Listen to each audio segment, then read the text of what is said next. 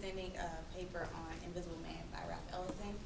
Um, this paper started in a graduate course where he did not want to talk about the issues of women in the novel.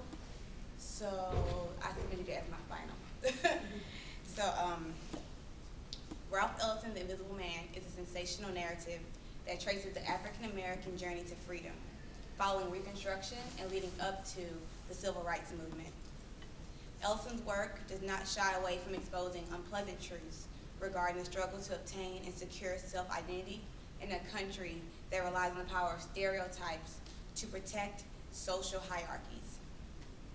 Ellison's careful unweaving of the social tapestry through a system of reversals allows him to seek and expose prevailing conventions which act as identifiers for many of his characters, and then reverses them to present the dangers of typecasting. Ellison focuses on exposing a stereotype that was first posited in Frederick Douglass's essay, Why is the Negro Lynched? He argues that the social structure of United States mob law was initiated to terrorize and subdue black men, a premise hinged on the false need to protect white women from the brutal beast black man. In order to rebuke this myth, associating black men with an insatiable lust for white women and casting white women as the virginal gatekeepers for freedom, he seeks to illuminate the inherent issues of stereotyping that lead to the oppression of an individual identity by creating one-dimensional stereotypical characters to contrast against Invisible Man. Ellison begins this mission of white myth busting in the fundamental stages of the work. The Battle Royale scene, he positions the white female stripper as a tool to force the young African-American males into submission.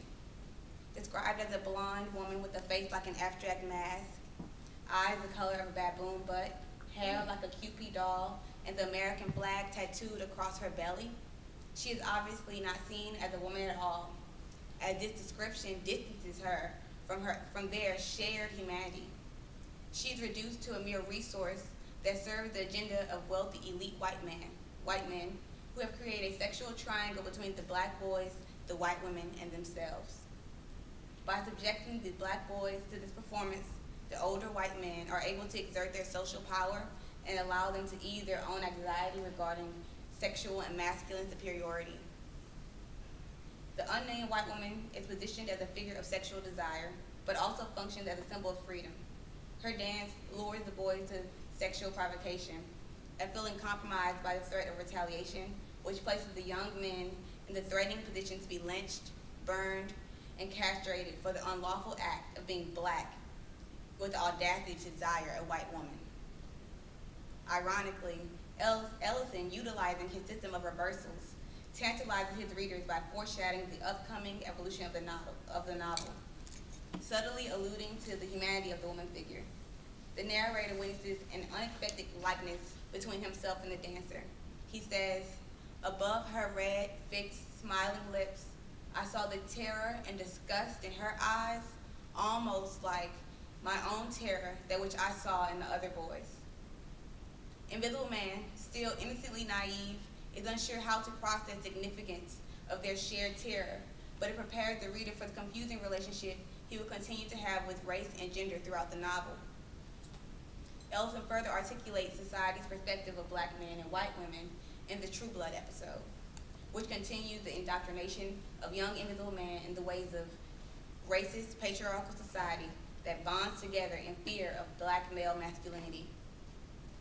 Continually critiqued and highly debatable amongst literary critics, the chapter reveals yet another taboo in American society, incest.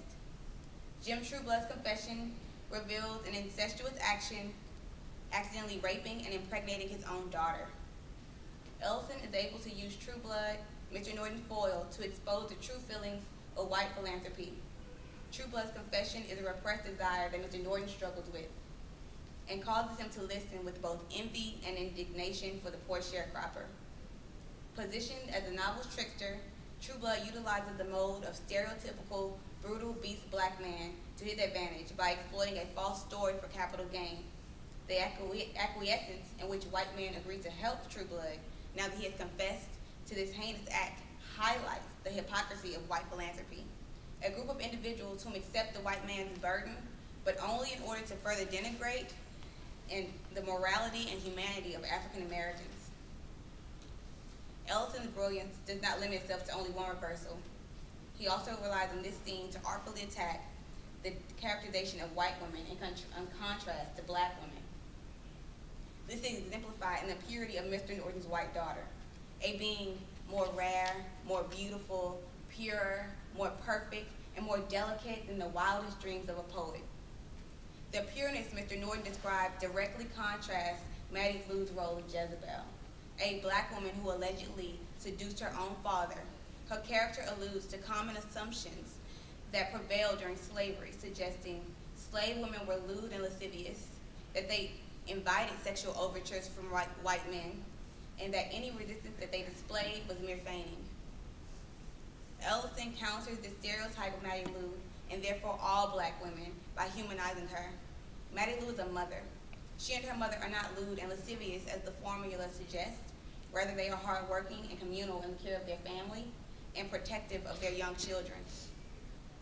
Mr. Norton's daughter, on the other hand, remains dehumanized and confined to the platinum frame her father carries, a critical symbol representative of the confines Mr. Norton creates in order to control her expression of femininity and sexuality. He removes her womanly body and reduces her to a head secured in an expensive frame. This episode allows Ellison to identify who he believes to be the true perpetuator of oppression, as it is not Jim Trueblood or Invisible Man who insatiably lusts after the white woman, but her own father, revealing the true bearer of the guilt and lascivious reputation that has been reserved for individuals of African American descent.